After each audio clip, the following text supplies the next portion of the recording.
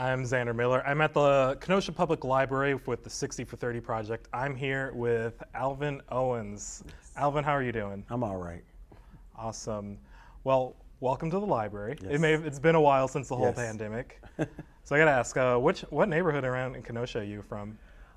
We grew up first, we moved around a little bit. We were first in the Bullen area, Bullen and Wilson. We were in Wilson Heights, what they call Wilson Heights now. And then we moved towards the Washington Middle School neighborhood. But I think where we lived was Columbus Park neighborhood. But I never knew the name of our neighborhood. You know, there's the infamous Lincoln Park, so it was almost like you were deemed if you were anywhere near there, that was your neighborhood in Uptown. So I would say more of that. Yeah, those neighborhoods. Wait, you say infamous Lincoln Park? What's infamous? Because if you were African American and you lived within anywhere near Lincoln Park, even if it was just on the outskirts of Lincoln Park, you were considered Lincoln Park neighborhood. I went to Washington though, but we were on the borderline of 52nd Street and 19th Avenue. So one street difference, I represented two neighborhoods. Wow. Oh, yeah. And now I have a business and I reside by Station Side. Mm-hmm. Yeah. So I didn't know that with the neighborhood boundaries and all that. Yeah. So it's really, really all combined there. And so just to start us off, you know, what in your mind is like a Kenosha culture? What is that to you? Kenosha's culture, I would say growing up in Kenosha, for the adults, it was more about union workers, after work, going to the bars, because we have a lot of them in Kenosha. Mm-hmm. You know, family, I would say family. I would say most of the jobs when I was growing up, watching the adults, they were a part of big jobs. So whether it was the old Chrysler, even before Chrysler was the American Jeep, it was Kenosha Unified. So people went to jobs where it was a part of big groups. So I would say very family oriented, or they worked for the city, you know. And I would say a lot of entrepreneurs. I wouldn't say, I would just say that's Kenosha. There's another culture within the culture of Kenosha, the African American community, and I would say that we are just now having a part of that entrepreneur culture of Kenosha. Mm-hmm. in a bigger way. I don't think we're there yet, but we're headed that way. How have you seen that grow, I guess? Huh? How have you seen that grow? We've had a lot of great examples over the years. I've had family members who owned, my Aunt Lena, she owned the first African American boutiques downtown Kenosha, and she had it there for years. I actually that was my first location where I wanted to lease my barbershop, but someone had beat me to the punch. We've seen examples within the African American community. We patronize that.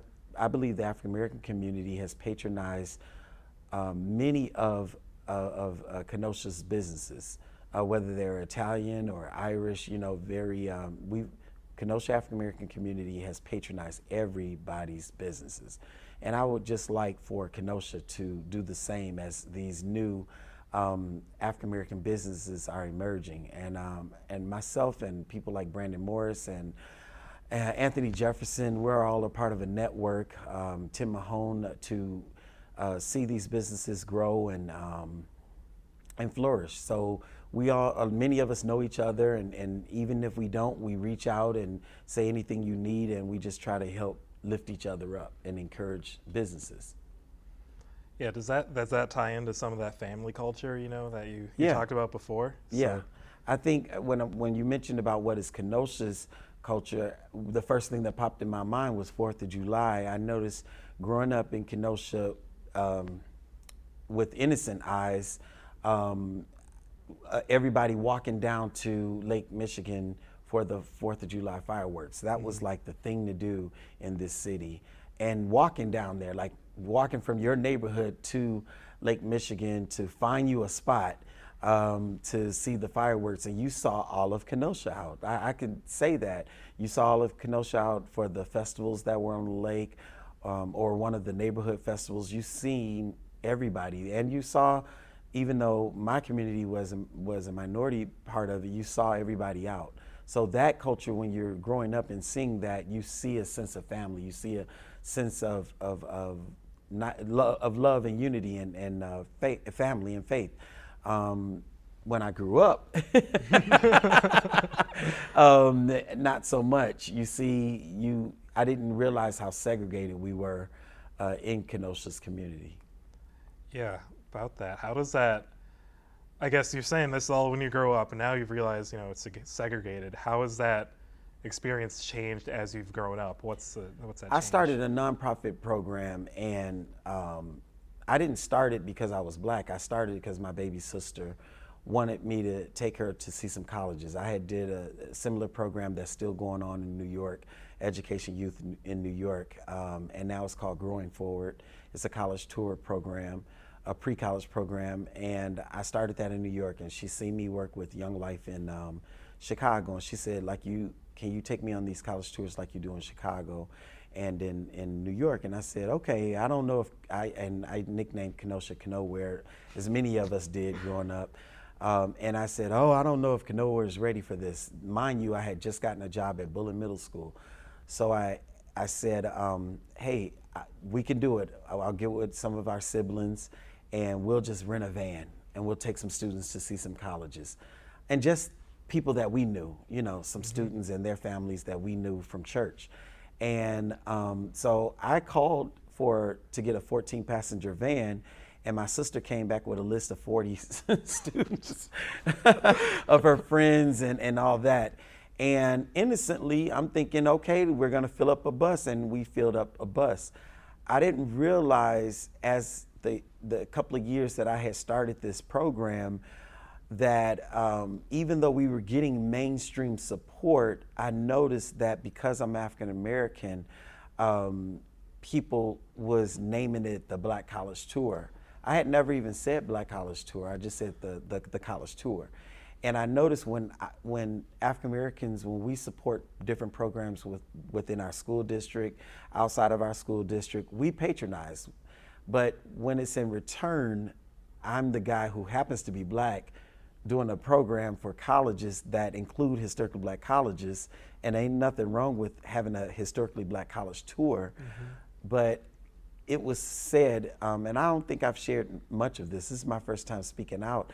There were some teachers, I'm speaking out about it now because I just said it. Right. There are some teachers who were telling other students that program isn't for you, and I had to combat that in the school building and say, why did you tell these students this? It's for them. I had to call their parents. Their parents said, yeah, they were told that it was only for African American students. I said, that's not true. And that next year, I think it was about the second or third tour, it was very diverse. We had ended up with 3 buses heading to New York and all the way down the East Coast.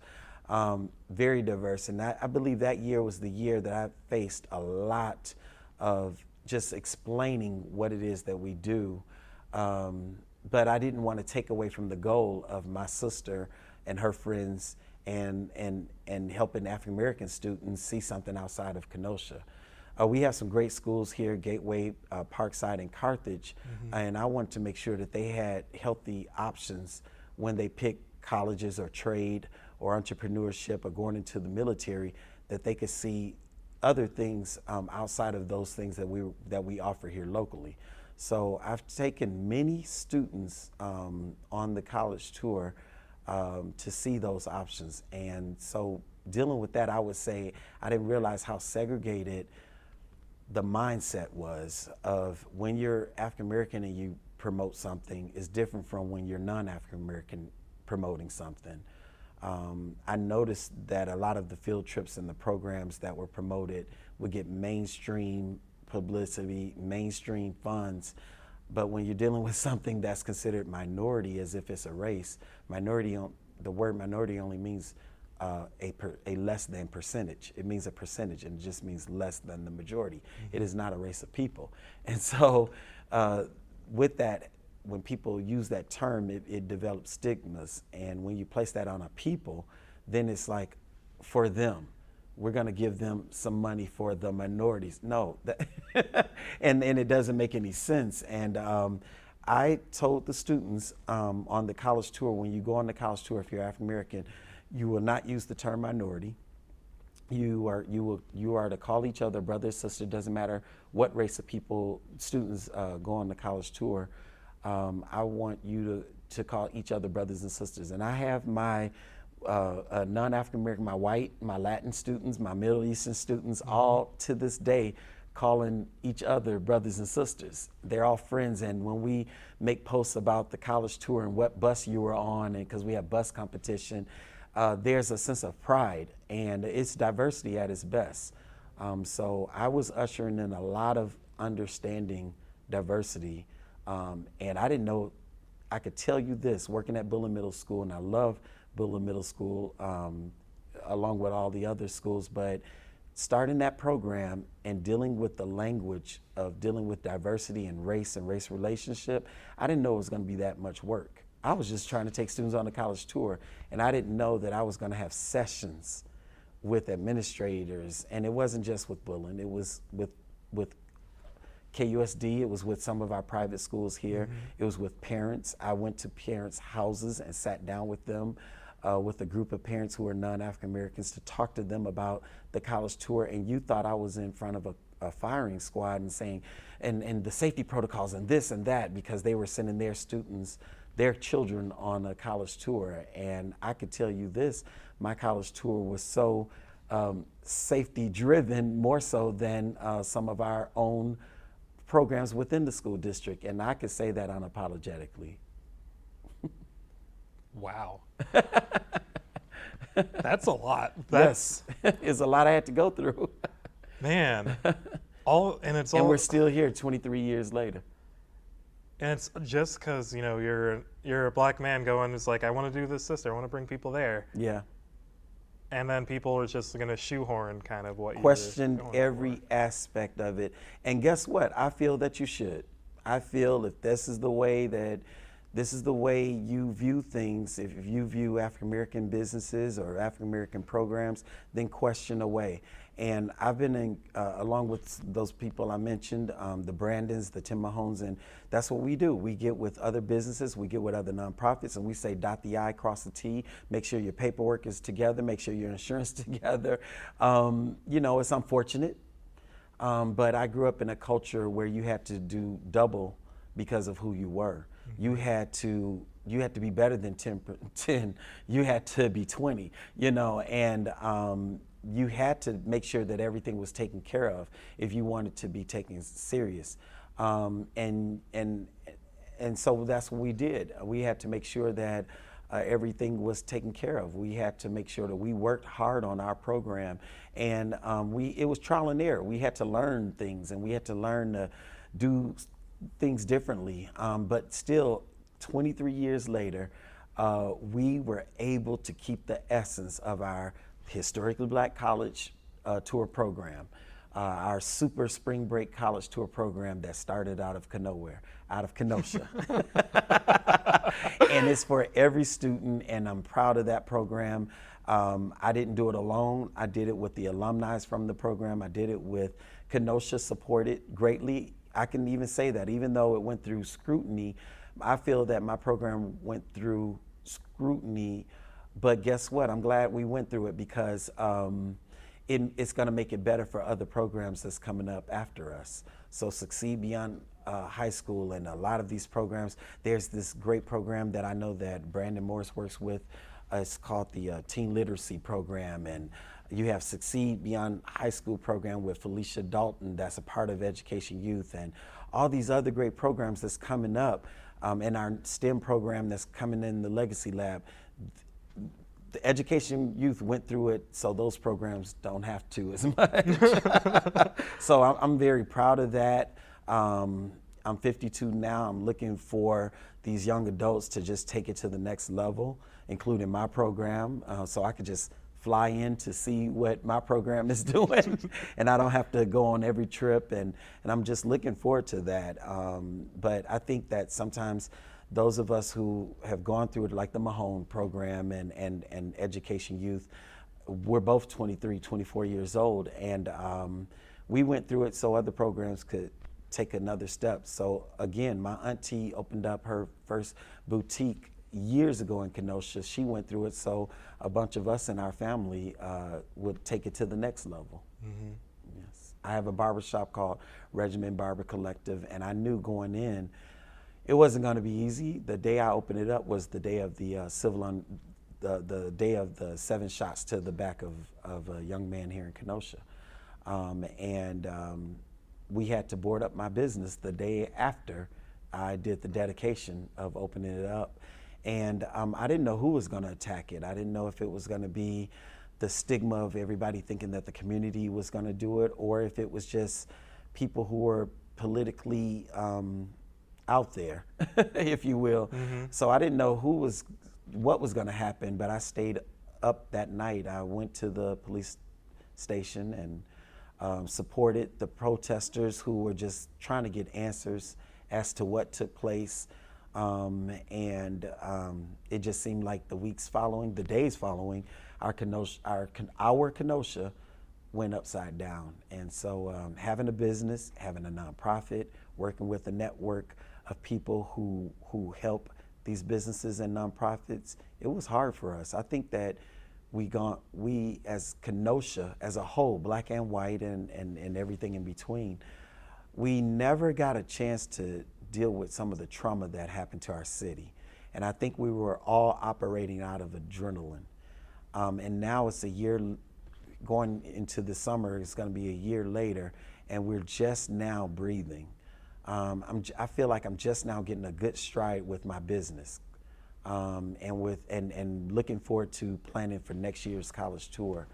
And I'm looking forward to some great things with Juneteenth that's going to happen this year, to finalize that this is the official Juneteenth for Kenosha, and setting the tone for that and making sure that this is something for everybody in Kenosha and celebrating our culture, African-American culture, and yet it's something that's presented in a way that everybody can come and patronize our African-American business. I want all of Kenosha, just like African-American community, go out and we support everybody. We support the Tenutas and the Ruffalo's pizzas and the Durangos, and we support the Trojas and the Madrigados, Boys and Girls Club. We support all these businesses and agencies, and I would like for Kenosha, who are non-African American, to come out and support our Juneteenth market, our not only Juneteenth market, our Black Wall Street market that'll be at Juneteenth, celebrating these dynamic businesses that really want to just, help make Kenosha as a whole strong. And by doing that, we're going to present our best selves with our businesses, with our vendors, and we just want Kenosha to come out. We want Kenosha's culture, as you started off with, mm-hmm. to come out and celebrate with us, because it's a happy time, and it's going to be a peaceful time, and celebrate unity and love. And we're lifting up Kenosha community as a whole. We'll be recognizing some of our heavyweights who have put a lot of hard work into our communities all over, not just in one neighborhood, but all over Kenosha. We're going to celebrate them and honor them. We have some living legends, like the Charmaine Harris. He just graduated, and it just did something for our community. Seeing our young African-American men see somebody like a Charmaine Harris with his story, and I'll let him tell his story of what he's gone through, and to graduate and walk across the stage with degrees, I'm adding the S on that, was just phenomenal, and it just stirred up something within our community. I remember posting saying that it was like he took us on a journey with him. I felt like I graduated again. Many people mm-hmm. said that, like, it felt like we were all graduating together. And so when somebody like that touches everybody in the community, you want to recognize that. And so there's going to be so many great things happening we want people to come out. So, you know, Kenosha culture, we definitely want people to come out and celebrate what's going on in our community, and we want to share that with all of Kenosha. It's like you're building that, you know, that 4th of July experience you had as a kid. Yeah. But you're kind of recreating that, Yeah. and, you know, bringing that togetherness, that family together. Yeah. But you're doing it for June. I know there's the St. Carmichael's Festival. African American people are there. The Taste of Kenosha, we are there, and when we're, you know, buying and purchasing, we're there at the Harbor Market. Harbor Market. Yeah, Harbor Market. Yeah, we're down there. We're supporting. You know, we're there, and we would like to invite Kenosha to our Juneteenth celebration, and it's all about celebrating everybody in Kenosha, celebrating our foods. You're gonna eat. Celebrating the fashions, celebrating our academic achievements, our excellence that's birthed out of our communities, and we want to share that with our non-African American community. We want them to be there, and we want to celebrate them as well. So we want them to be there to join with us, and it's going to be a great time. And if we do that at the Taste of Kenosha, and we do that at St. Carmichael's, and we patronize all these great businesses that Kenosha has, we would like for them to come out and support us and share. And I don't know where this interview will be shared, but I hope that people will see it and hit me up and say we'll be there, and we're there to support. The emails that I got, and the text messages and the social media messages that I got is saying that we want to help, and many there's many that are African American, but many that are non-African American, and they are saying we want to be there. And so I hope that's shown on the day of. We have some weeks, some activities leading into the ultimate Juneteenth celebration, June 19th on 13th Court and Lawn, right across the street from the Boys and Girls Club. And we definitely want to make sure that everybody, all roads lead there. And it's usually we have Juneteenth at Lincoln Park, but we're inviting Lincoln Park neighborhood. We're going to honor them and celebrate them, and as well as Brass community and Uptown. We want them to come out of their neighborhood for a change, just for a moment, to be honored and celebrated by Station Side. And we want to lift them up. We want to love on them and just celebrate them for, you know, being who they are. They've been hosting the Juneteenth celebration, and now we want them to take their shoes off and kick back and jump rope and double dutch and and eat and just celebrate and be honored, and as we call them out and recognize them. We want them to be recognized, and so we ask them to come over and just enjoy the day. Just enjoy the day. We have some dynamic things that's going to happen on the main stage that's going to be a wow factor for every Kenosha citizen, of what we're going to be sharing with them. So, yeah, Kenosha culture, we want you out. Yeah, man, it's I just love hearing this, because it's all about togetherness. It's about family, you know. Yeah. And a lot of your programs, even, it's like, these aren't just, you know, Black exclusive things. That's not a thing. It's for, we just want to see, you know, we want our students to have options, and right? What our pillars of the Juneteenth Festival is based upon 5 pillars, and that's universal for everybody. It's family, it's education, it's health, which is mental and physical. It's dealing with our civil, social justice. So you're talking about all these different things that affect the African American community, but it affects all of our communities.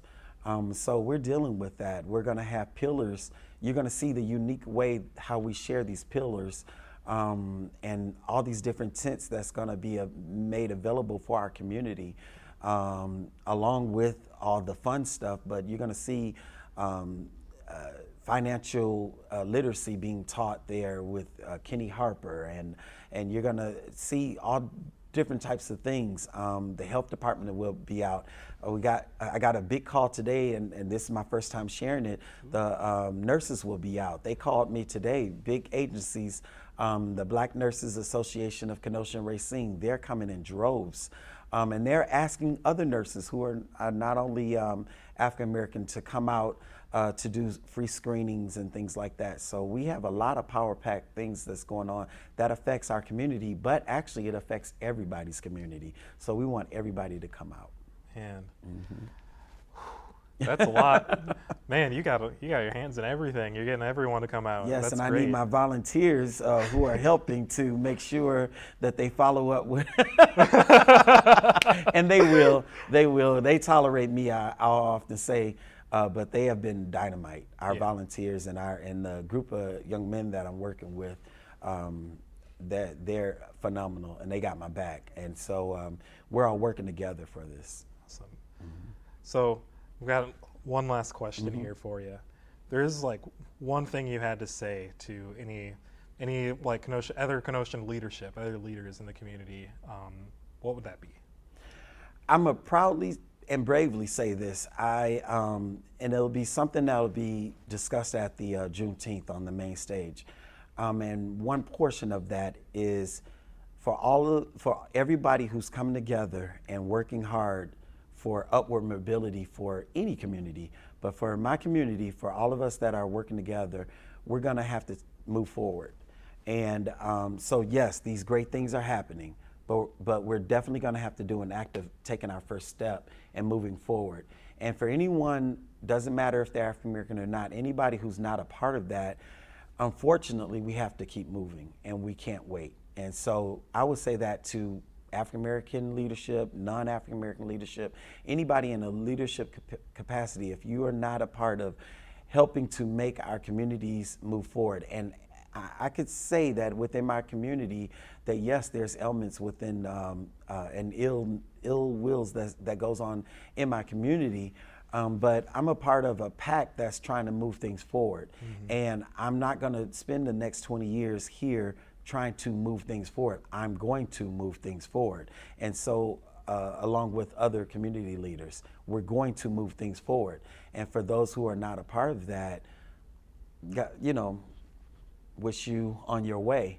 But I'm only wishing upward mobility. And if they can't seem to, and this goes for anybody in our Kenosha community at large, and I don't care what level that they're on, politically, non-political, if you're not a part of moving communities forward, then move out the way. All right. And I'll leave that at that. Well, thank you, Alvin. And I love our Kenosha community. Just want to say that I go hard for Kenosha's community, the entire community at large. Wow, thank you so much for that. Thank you. Thank you. I'm hoping we hear more in the future as well, and hopefully going forward, we'll be having a nice Juneteenth. Thank you. Appreciate that. Thank you.